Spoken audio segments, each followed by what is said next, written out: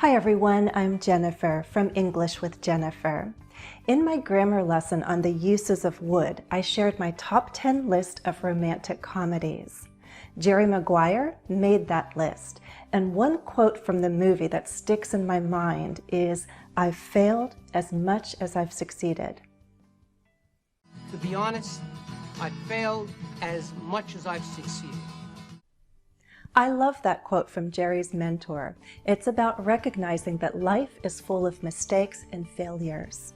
A few of our ideas may take off, but many will never go anywhere. We have to be thankful when we take risks and things work out. Successes for many of us are fewer than our failures, and that's okay. I personally think it's okay to have moments of weakness. It's okay to sit down and cry. The important thing is not to give up.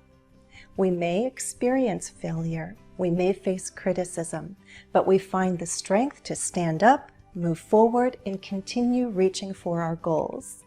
One of your goals right now is to master 3 of the most common phrasal verbs in English.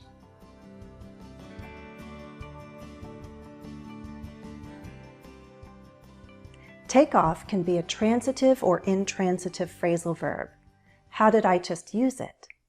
I said a few of our ideas may take off, but many will never go anywhere. You can guess that ideas that don't go anywhere are not successful. That means when ideas take off, they are successful. I'm using it as an intransitive phrasal verb, no object. An idea can take off. Someone's career can take off. A new business can suddenly take off. Like many phrasal verbs, this one has multiple meanings. Here's another use you probably already know. What does a plane do? How does it get in the air? It takes off. We use this phrasal verb with an aircraft, a helicopter, a plane. Taking off means leaving the ground. This use is also intransitive. Your plane can take off on time. Your plane can take off from a certain city. It takes off from the runway. With this phrasal verb, we can even form a compound noun. Take off. What is something passengers are required to do during takeoff and landing? Can you give me examples? Put them in the comments. The most common meaning of take off is remove. At night, I take off my jewelry. When you come home, do you take off your shoes? How about in someone else's home? You can tell me in the comments. With this use, take off is transitive and separable. Take off what? Take something off. Take your hat off. Here are 2 more uses.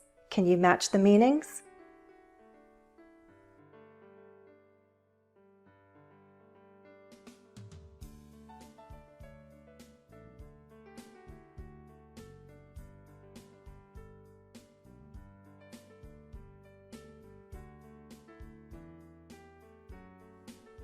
Our dog takes off after delivery trucks. She jumps off the porch and runs to the end of our property. She moves suddenly as if to catch the truck or maybe just to chase it away.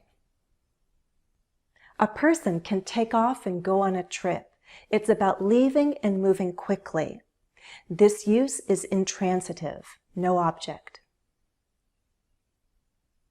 As for taking a day off, that means you spend time away from your job or your usual activity.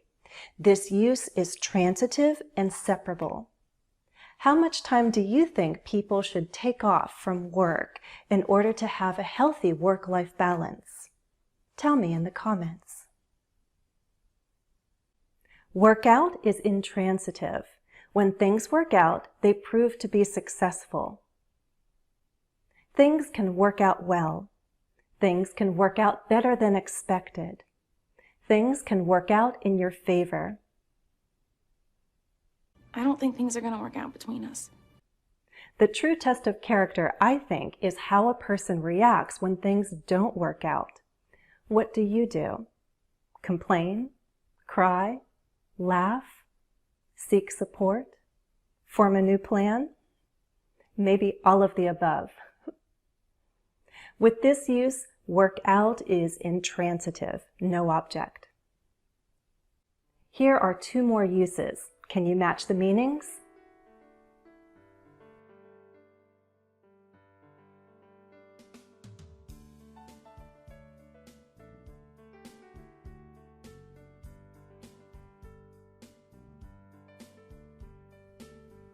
When you work something out, like you work out the details, you're finding a solution, you're forming a plan. Work out with this meaning is transitive and separable. Work out a plan, work it out. Working out can also be about exercising. It's what someone does regularly for their health. With this meaning, work out is intransitive, no object. Some people work out at home, others work out at the gym. Do you work out at all? Tell me in the comments. What's the compound noun formed from this phrasal verb? Workout, a morning workout, a workout routine, workout clothes. Stand up is intransitive, no object. It simply means to rise to your feet. We can stand up tall, we can stand up straight. When I was in elementary school, we were taught to stand up and greet the principal when she entered the classroom. Did you ever have to stand up as a sign of respect? I'm a bit old-fashioned, and I still think it's nice when a gentleman stands up as a lady leaves the table. Excuse me. Where are you going? I'm going to the ladies. Stand up is sometimes combined with another action. What do you do on your feet? Well, it may be something you do in public. Stand up and clap. Stand up and make a toast. Did you ever have to stand up and give a speech? You can tell me that in the comments. Stand up can also have a figurative use. Can you guess the meaning? The smaller boy stood up to the big bully and told him to stop. The actress stood up to her critics and defended her work. Is this about being weak or strong? In this sense, standing up to someone is about not letting them treat you badly. It's about showing strength and defending yourself. Similarly, you can stand up for something or for someone else. You can stand up against something you don't like. It's about defending what you believe in and showing what you support. Stand up for yourself. Finally, something can stand up over time and prove to be true. Hard evidence can stand up in court and help a judge decide a case. A good theory can stand up and stand up well. It's certainly tricky when phrasal verbs have more than one meaning. You need to gain confidence making guesses. Let's practice. Here's an informal use of stand up. Watch and try to guess the meaning. My date stood me up. Now guess. Is this good or bad? The guy walks in, he's alone, he joins his male friends and says, "My date stood me up." Good or bad? Bad. His date didn't come. She never showed up. Ouch. Have you ever been stood up? Quiz time. What are the possible meanings of take off?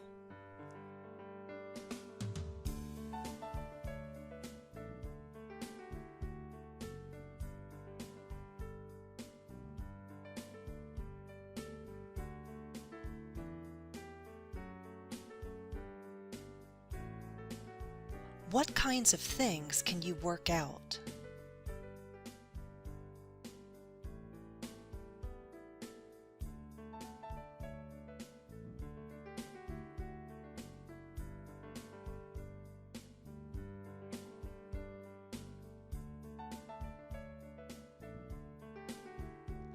What kinds of things do people stand up for?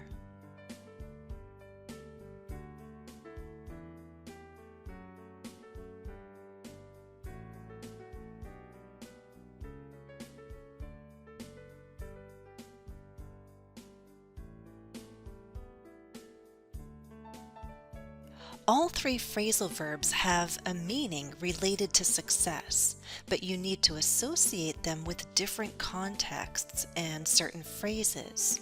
So choose the best answers.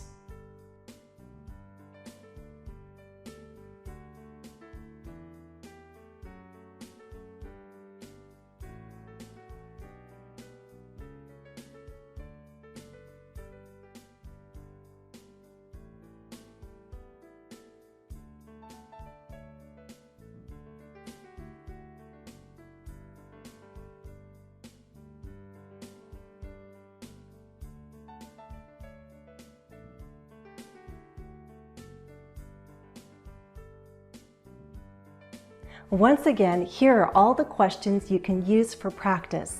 Tell me your answers in the comments.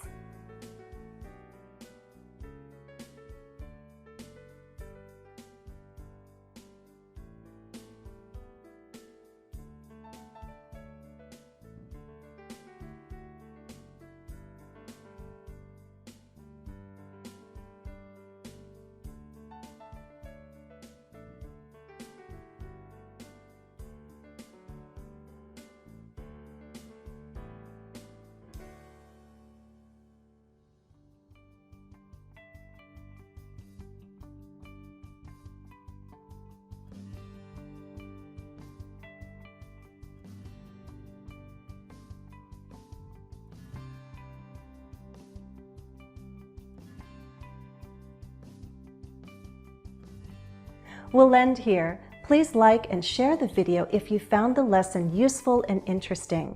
Remember to review other phrasal verbs from earlier lessons. As always, thanks for watching and happy studies.